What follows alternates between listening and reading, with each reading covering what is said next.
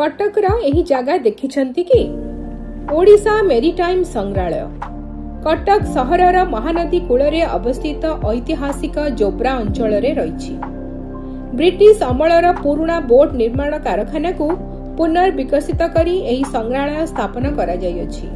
एहा ओडिशार प्राचीन सामुद्रिक वाणिज्य नौचालना एवं सदाबळे गौरवमय समुद्र परंपरा को संरक्षित करी दर्शकों सम्मुखरे उपस्थापन करे। संग्रहालय रे प्राचीन जहाजर प्रतिकृति बोईत नौचालन रे व्यवहृत हेउथबा यंत्रपाति पुरातन मानचित्र लंगर नाविका मानक व्यवहृत सामग्री सामुद्रिक वाणिज्य संबंधी दलील ऐतिहासिक फोटो एवं विभिन्न मॉडल प्रदर्शित होईछि। एठारे ओडिशार साधव पुओ मानकर बाली जाभा सुमित्रा परी देश को समुद्र पथरे वाणिज्य करुथबार इतिहास को सुंदर भावरे उपस्थापन करा जाइछि।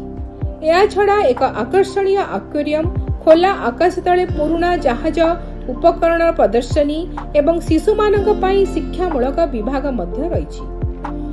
ओडिशा मेडिटेरियम संग्रहालय इतिहास प्रेमी गवेषक छात्र छात्री एवं पर्यटनक पई एक अन्यान्य दर्शनीय स्थान। यह ओडिशार समृद्ध सामुद्रिक परंपरा एवं ऐतिह्य को जानिबार एक उत्कृष्ट केंद्र।